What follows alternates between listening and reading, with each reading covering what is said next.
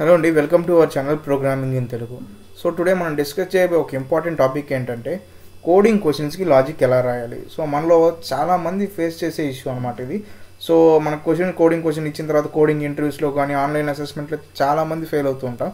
So అసలు మనం first coding నేర్చుకునేటప్పుడు కోడింగ్ క్వశ్చన్స్కి లాజిక్ ఎలా థింక్ చేయాలని నేను ఈరోజు డిస్కస్ చేశానండి నీట్గా. సో మీరు చేసే తప్పులు ఏంటి అనేది కూడా నేను నీట్గా డిస్కస్ చేస్తాను. వాటిని ఎలా ఓవర్కమ్ చేయాలనేది ఈ వీడియోలో డిస్కస్ చేస్తానండి. సో ఫస్ట్ మనం చేయాల్సిన థింగ్ వచ్చేసి ఇచ్చిన క్వశ్చన్ని నీట్గా అర్థం చేసుకోవాలన్నమాట. సో వాళ్ళు ఏం క్వశ్చన్ ఇచ్చారనేది ఇన్పుట్ అండ్ అవుట్పుట్ స్టేట్మెంట్స్ ఎగ్జాంపుల్స్లో ఉంటాయిగా, వాటిని మనం ఫస్ట్ నీట్గా అండర్స్టాండ్ చేసుకోవాలి.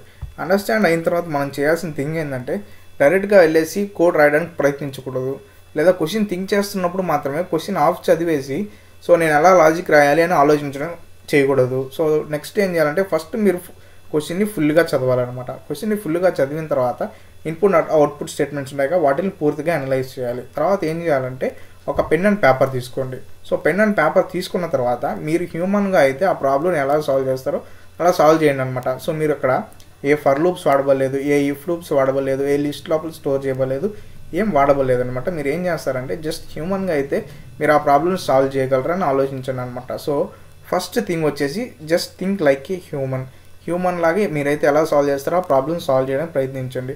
సో ఇప్పుడు మనకి నెక్స్ట్ వచ్చేసి అలా సాల్వ్ చేస్తూ ఉంటారుగా, సాల్వ్ చేస్తున్నప్పుడు మీ బ్రెయిన్ ఏదన్నా కండిషన్స్ మేక్ చేస్తుంది అనుకోండి, అది కాదు ఇది సెలెక్ట్ చేయాలి, ఇది కాదు అది సెలెక్ట్ చేయాలని కండిషన్స్ మేక్ చేస్తుంది అనుకోండి, అప్పుడు మీరు ఏం చేయాలంటే ఇఫ్ ఎల్స్ కండిషన్స్ వాడాలని అర్థం చేసుకోండి. సో ఒకవేళ మీరు ఏదన్నా ఒక ఐటెం లోపల ప్రతి ఒక్క వాల్యూని చెక్ చేస్తూ ఉన్నారనుకోండి, అప్పుడు మీరు ఫర్ లూప్స్ వాడాలని అర్థం చేసుకోండి. ఒకవేళ మీరు ఏదైనా వాల్యూని గుర్తుపెట్టుకుంటున్నారనుకోండి బ్రెయిన్ లోపల, అప్పుడు మీరు ఏం వాడాలంటే ఏదైనా స్టోరేజ్ ఎలిమెంట్స్ని వాడాలని గుర్తుపెట్టుకోండి. లైక్ లిస్ట్, సెట్స్, వీటిని వాడి ఏదైనా ఎలిమెంట్స్ని స్టోర్ చేయాలని గుర్తుపెట్టుకోండి అనమాట. సో ఈ 3 ఇంపార్టెంట్ థింగ్స్ ఫాలో అయ్యారంటే మీరు ఖచ్చితంగా ఏ కోడింగ్ క్వశ్చన్కైనా లాజిక్ సాల్వ్ చేయగలరనమాట. సో ఇప్పుడు మనం వచ్చేసి ఒక నార్మల్ ఇక్కడ ఉన్న ఒక క్వశ్చన్ తీసుకొని నార్మల్ హ్యూమన్ నుంచి ఎలా సాల్వ్ చేస్తూ కోడింగ్ ప్రాబ్లమ్కి సొల్యూషన్ ఎలా రాయాలో థింక్ చేద్దాం అనమాట. సో ఇక్కడ వచ్చేసి ఫైండ్స్ వర్డ్ కంటైనింగ్ క్యారెక్టర్ అనే ఒక క్వశ్చన్ ఇచ్చారనమాట. ఈ క్వశ్చన్ ఏంటంటే నేను మీకు బ్రీఫ్గా ఎక్స్ప్లెయిన్ చేస్తాను.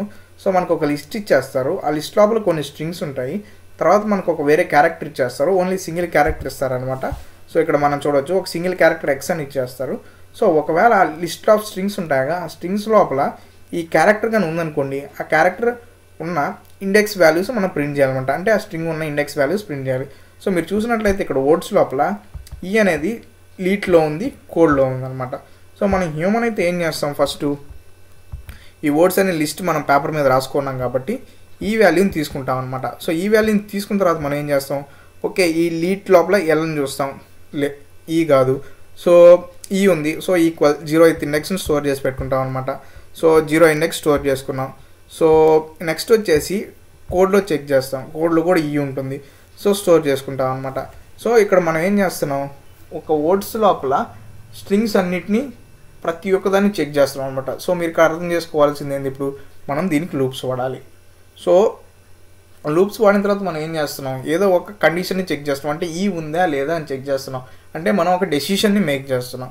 సో డెసిషన్ని మేక్ చేస్తున్నాం కాబట్టి మనం ఏం చేయాలి, సో కండిషనల్ స్టేట్మెంట్స్ వాడాలి, లేదా ఇఫ్ ఎల్స్ కండిషన్స్ వాడాలన్నమాట.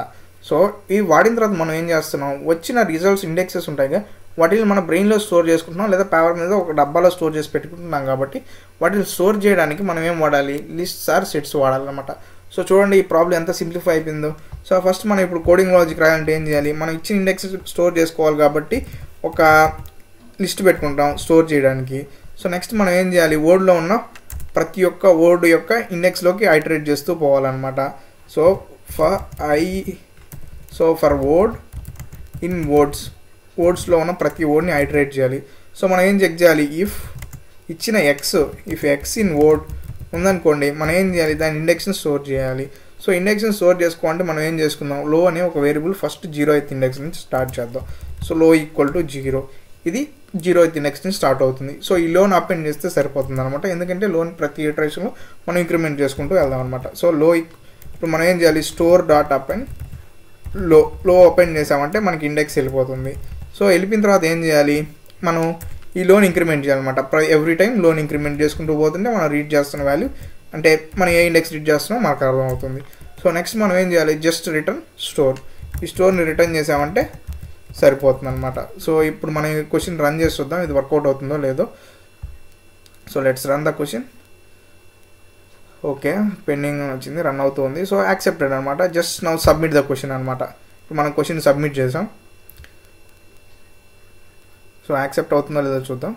సో మీరు కనుక చూసినట్లయితే యాక్సెప్ట్ అనమాట. రన్ టైం కూడా 74 milliseconds ఉంది. సో ఈ విధంగా మనం కోడింగ్ లాజిక్స్ థింక్ చేయొచ్చు అనమాట. సో మరిన్ని టిప్స్ కోసం మన ఛానల్ సబ్స్క్రైబ్ చేసుకొని బెల్ ఐకాన్ క్లిక్ చేసి పెట్టుకోండి. సో మన ఛానల్ లోపల లీడ్ కోడ్ ట్యుటోరియల్స్ అన్నీ వస్తూ ఉంటాయి అనమాట. ఇంకా థ్యాంక్స్ ఫర్ వాచింగ్ అండి.